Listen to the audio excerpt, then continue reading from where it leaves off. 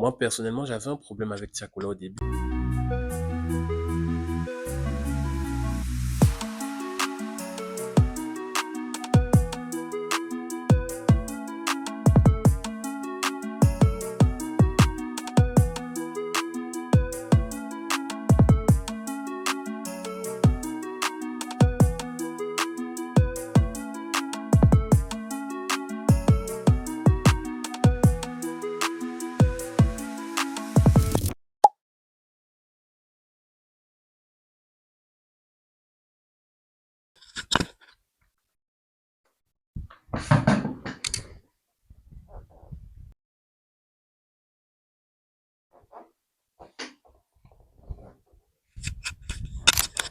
Avant d'entrer dans l'analyse des morceaux, parlons du contexte de BDLM Volume 1.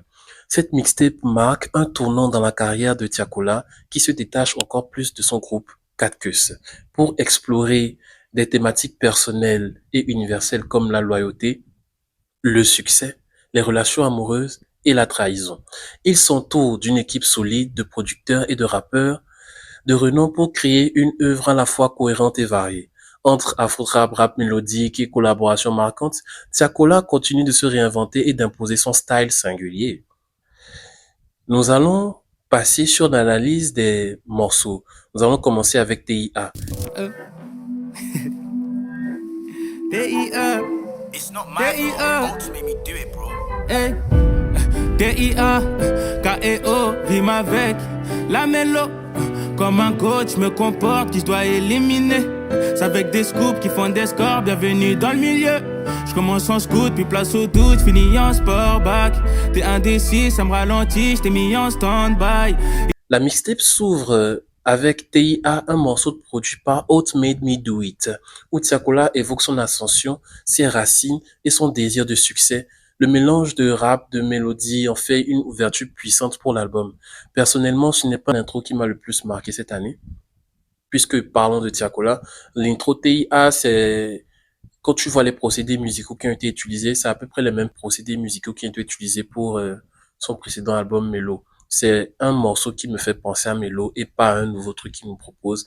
Mais quand même, c'est assez bien pour une introduction. C'est en mode, OK, j'ai fait ceci, mais maintenant, je vais te proposer ceci. Et cela se remarque exactement par le morceau qui suit, qui s'appelle Ponanini. Pona, ni, ni, ni. Je le dis, tout a changé.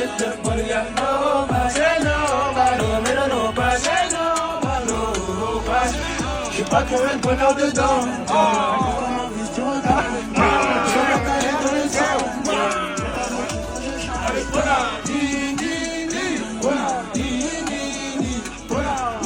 Où il est rejoint par Genesio et Prototype, produit par Leile, Richie Beats et Shuriken. Ce morceau parle des sacrifices nécessaires pour réussir sur un fond très mélodieux, très rap, très...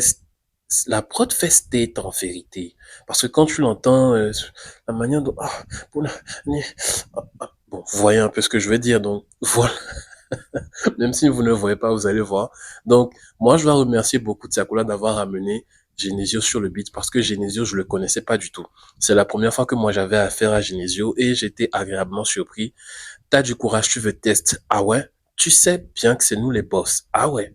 Donc, rien qu'avec ces deux petites phrases à l'intro du morceau, il te plonge directement dans le beat. Et ensuite, j'adore la manière dont il ramène le refrain. C'est un refrain qui un peu ouais, un peu Young Thug, un peu State, un peu Roddy Ricch, ce genre de truc, tu vois un peu.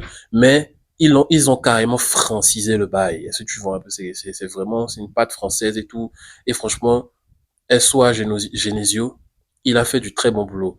Prototype, il m'a un peu moins surpris par ce qu'il a ramené, mais j'ai quand même apprécié. C'est un peu son début où il fait un peu les chœurs, etc. Pas mal, mais j'ai beaucoup apprécié comment il ramène ensuite son couplet sur le morceau. Donc voilà un peu ce que je peux dire sur Prototype, mais en globalité, le morceau Ponanini est un top morceau et Tiakola a raison de le mettre juste en deuxième position dans la tracklist. Et en troisième position dans la tracklist, nous allons retrouver GANG, un morceau où Tiakola nous ramène Lamano et Niska. A-M-A-N-O, rien à dire, bande de haineux. Je les mets tous dans la sauce. J'étais calme, maintenant je passe à l'assaut. Fais pas le mendicité, gentil mon sauce. J'étais où quand au placard je faisais des lasso. Faire du sale c'est mon job. Bientôt j'investis un douille comme shop. Toujours il cavale mais toujours on le chope. Ops, quand il a mal à la jambe. Doit faire du cachet envoyé au bled. On est tout comme une toupie veille bled. GNG produit par SHK, Tiakola son tour de la mano et Niska pour un morceau brut et percutant. Ce titre célèbre l'esprit de fraternité et de loyauté dans un monde marqué par la concurrence.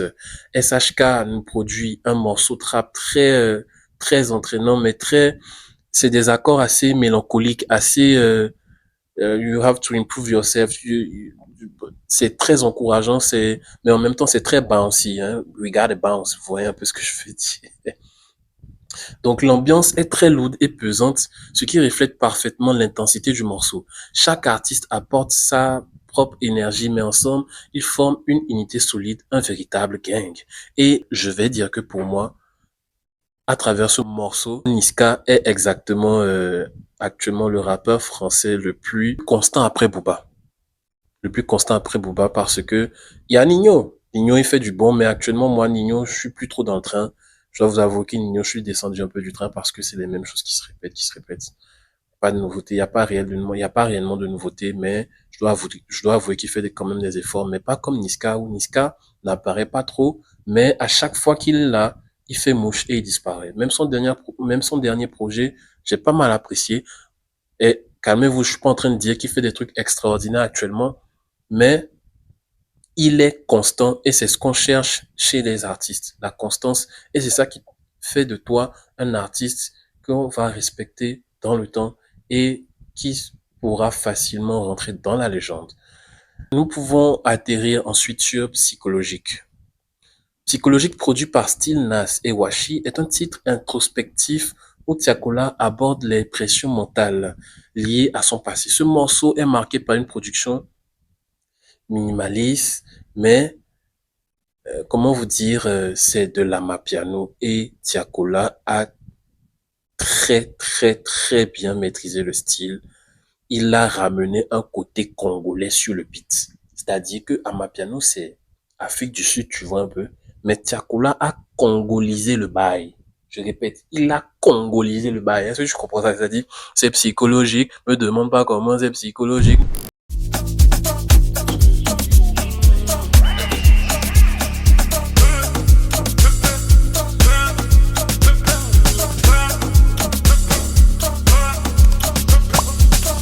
Psychologique, me demande pas comment c'est psychologique, non me demande pas comment c'est psychologique, me demande pas comment c'est psychologique, me demande pas comment c'est psychologique, me demande pas comment c'est psychologique, non me demande pas comment c'est psychologique. Pas comment, c'est clairement les ambiances des Congolais. Est-ce que vous voyez un peu cette manière de répéter, surtout cette gimmick, c'est psychologique. Franchement, il a congolisé le bail, je le dis encore, et il a très bien fait. Félicitations à lui sur cette prise de risque. Parce que, connaissant Tiakola, c'est vrai que ça n'a pas l'air d'une très grande prise de risque, mais je suis désolé, mais il pouvait le tenter, il allait se foirer quand même. Vous voyez un peu? Il pouvait tenter qu'il allait se foirer. Mais si le morceau figure sur le projet, c'est qu'il estime qu'il a réussi. Et j'atteste, il a réussi sa prise de risque. Psychologique, c'est un morceau qui est psychologique comme son nom. Et franchement, je vous le conseille, allez l'écouter. Nous avons ensuite YGCKO avec Ronicia, produit par Gaëtan, Jude, P2J et Washi, est un duo entre Tiakola et Ronicia, où les deux artistes explorent les difficultés des relations amoureuses. Ronicia, avec sa voix douce, tu me fais zapper que je suis un paquet. Moi je suis là, ne fais pas la maquette. Mais ici personne peut venir nous blaguer. Un petit corps à corps, réglera nos soucis, baby. crée un contraste parfait avec la voix plus brute de Tiakola. Le morceau mélange habilement rap et afro R&B avec des paroles qui évoquent des disputes, la désillusion et la difficulté de maintenir une relation saine. Le refrain, c'est KO, illustre parfaitement cette idée d'une relation sur le fil du rasoir. Nous deux, c'est fort, mais c'est KO.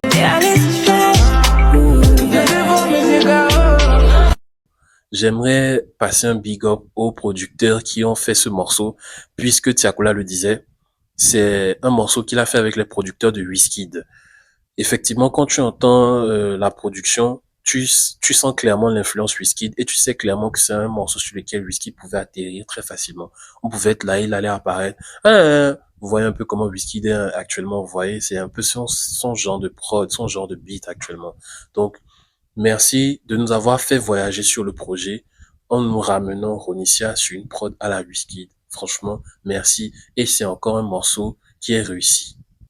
Nous avons ensuite le morceau Plaisir nocif entre Lims et SDM. Sur Plaisir nocif, produit par Bomidjal X Holomob et Holomob plutôt, Tiakola, Lims et SDM parlent des plaisirs dangereux, de la tentation et de leurs conséquences. Ce morceau est entraînant avec des sonorités graves, mais un refrain très entraînant. Je suis mort dans les commentaires là. Ce morceau est entraînant avec des sonorités graves, mais un refrain très entêtant qui souligne l'atmosphère présente mais très légère du titre. Les trois rappeurs livrent des performances introspectives reflétant les contradictions entre les envies et les dangers du succès.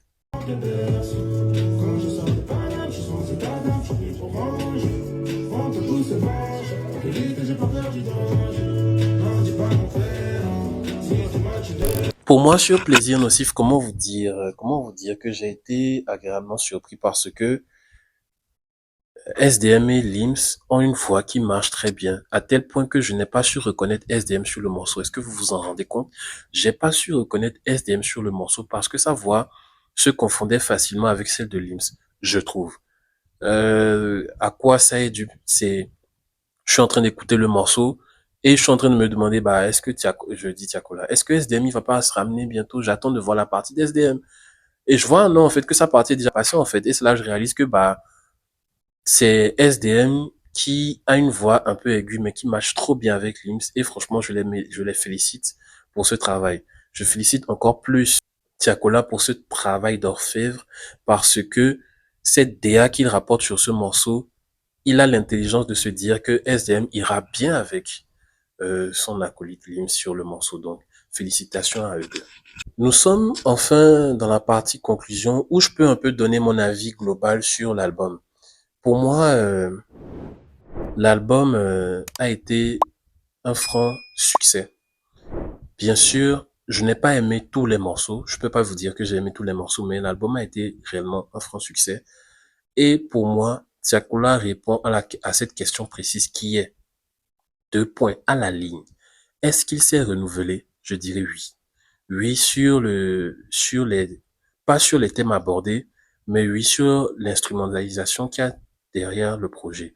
On n'est plus du tout sur Mélo, c'est plus les mêmes inspirations, c'est plus les mêmes procédés. Les procédés se ressemblent, mais c'est plus les mêmes. C'est plus les mêmes apports, c'est plus la même manière de voir le monde, puisque en temps il a mûri. Du coup, les textes sont plus approfondis, mieux écrits. Moi, personnellement, j'avais un problème avec Tiakola au début, c'est que Tiakola, dans son écriture, il est un peu abstrait. C'est-à-dire, il dit des trucs qu'il vit, mais c'est-à-dire, parfois, tu sais pas de quoi il parle exactement.